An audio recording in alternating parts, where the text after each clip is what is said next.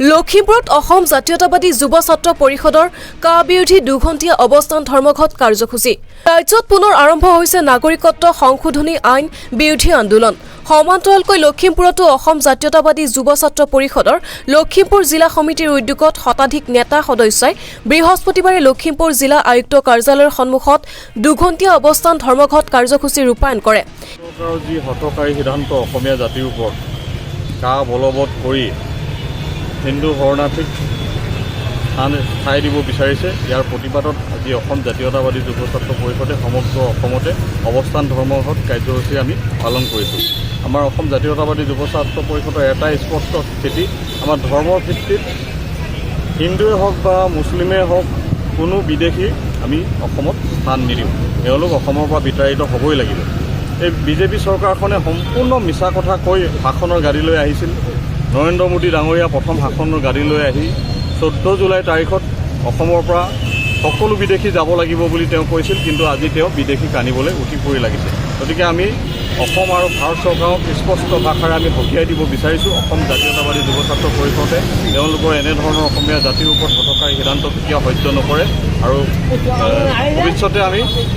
তীব্ৰ প্ৰতিবাদী কাৰ্যসূচীৰে আমাৰ প্ৰতিবাদ সাব্যস্ত ইপিনে কাৰ বিৰোধিতাৰে লখিমপুৰত অসম জাতীয়তাবাদী যুৱ ছাত্ৰ পৰিষদে বাহিৰ কৰা এই অৱস্থান ধৰ্মঘটৰ জৰিয়তে অসম জাতীয়তাবাদী যুৱ ছাত্ৰ পৰিষদ লখিমপুৰ জিলা সমিতিৰ সভাপতি হিৰণ্য দত্ত সাধাৰণ সম্পাদক অৰুণ গগৈ সহযোগত যুৱ ছাত্ৰ পৰিষদ বিষয়ববীয়াসকলে লখিমপুৰ জিলা আয়ুক্তৰ জৰিয়তে প্ৰধানমন্ত্ৰীলৈ স্মাৰক পত্ৰ প্ৰেৰণ কৰে এই কাৰ্যসূচী ৰূপায়ণৰ জৰিয়তে স্মাৰক পত্ৰযোগে অনতি বিলম্বে নাগৰিকত্ব সংশোধনী আইন চমুকৈ কা বাতিলৰ কাৰ্যসূচী ব্যৱস্থা ল'বলৈও দাবী জনায় অসমীয়া ৰাইজৰ দাবীক সন্মান জনাই অসমীয়া জাতি বিদেশী নাগৰিকত্ব সংশোধনী আইন তাৎক্ষণিকভাৱে বাতিল কৰাৰ ব্যৱস্থা গ্ৰহণৰ হুংকাৰে অসম জাতীয়তাবাদী যুৱ ছাত্ৰ পৰিষদে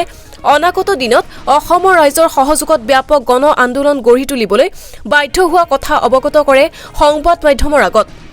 অসম জাতীয়তাবাদী যুৱ ছাত্ৰ পৰিষদে পূৰ্বৰ পৰা কৈ আহিছোঁ যে জাতিধ্বংসী নাগৰিকত্ব সংশোধনী আইনখন আমি কোনোপধ্যেই আমি মানি নলওঁ সমগ্ৰ ভাৰতৰ নাগৰিকৰ লগতে অসমৰ জনসাধাৰণে যিসকল সচেতন ৰাইজ তেওঁলোকে স্পষ্ট ভাষাৰে এই নাগৰিকত্ব সংশোধনী আইন পূৰ্বৰ পৰা বিৰোধ কৰি আহিছে আৰু বৰ্তমানেও বিৰোধ কৰি আহিছে কিন্তু অসমৰ মাননীয় মুখ্যমন্ত্ৰী ডক্টৰ হিমন্ত বিশ্ব শৰ্মাই সিদিনা যি টুলুঙা মন্তব্যৰে ৰাইজক বিভ্ৰান্তি কৰিবলৈ চেষ্টা কৰিছে তেখেতে এটা কথা স্পষ্ট ৰূপত উল্লেখ কৰিছে যে কেৱল আজি পৰ্যন্ত নাগৰিকত্ব সংশোধনী আইনৰ অধীনত কেৱল মাত্ৰ 8জন নাগৰিকে নাগৰিকত্ব পাবৰ বাবে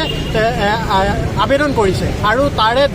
দুজন কেৱল সাক্ষাৎকাৰত উপস্থিত আছে তেখেতে এই টুলুঙা মন্তব্যৰে এনেদৰে ৰাইজৰ মাজত বিভ্ৰান্তি কৰিবলৈ বিচাৰিছে তাৰ মূলত হৈছে তেখেতে এইটো কথা বুজাবলৈ বিচাৰিছে যে এই নাগৰিকত্ব সংশোধনী আইনৰ জৰিয়তে মানুহে যেনেধৰণে ভাবি আছিলে যে অবৈধ লক্ষ লক্ষ বিদেশী আহিব তেখেতে এটা কথা বুজাবলৈ বিচাৰিছে তেনেধৰণৰ কোনো লক্ষ বিদেশী নাহে কেৱল মাত্ৰ 8জনেহে এই নাগৰিকত্ব সংশোধনী আইন পাবৰ বাবে তেখেতে আবেদন কৰিছে কিন্তু আমি অসম জাতীয়তাবাদী যুৱ ছাত্ৰ পৰিষদেই হওক ভাৰতৰ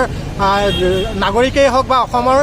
সাধাৰণ জনতাই হওক নাগৰিকত্ব সংশোধনী আইনৰ জৰিয়তে যে অসমৰ জন্মভূমি মাতৃভূমি অসমৰ ভাষা আৰু অসমৰ জীৱন সম্প্ৰতিৰ বাবে যে এক বিৰূপ প্ৰভাৱ পৰিব সেই কথা উমান পাই নাগৰিকত্ব সংশোধনী আইনখন পূৰ্বৰ পৰা আজি পৰ্যন্ত বিৰোধ কৰি আহিছে এটা কথা স্পষ্ট ৰূপত আমি পূৰ্বতেও কৈছোঁ এতিয়াও কৈছোঁ যে নাগৰিকত্ব সংশোধনী আইনৰ জৰিয়তে অসমৰ জনসাধাৰণৰ ভাষাৰ লগতে জীৱন সম্প্ৰতি এক নিশ্চিত বিপদৰ মুখলৈ গতি কৰিব সেয়েহে আমি অসম জাতীয়তাবাদী যুৱ ছাত্ৰ পৰিষদে নাগৰিকত্ব সংশোধনী আইনখন পূৰ্বতেও বিৰোধ কৰি আহিছোঁ আৰু বৰ্তমানেও বিৰোধ কৰিছোঁ আমি এই প্ৰতিবাদস্থলীৰ পৰা আজি ভাৰতৰ প্ৰধানমন্ত্ৰী নৰেন্দ্ৰ মোদী ডাঙৰীয়ালৈ এখন স্মাৰক পত্ৰ আমি প্ৰদান কৰিম আৰু স্মাৰক পত্ৰখনৰ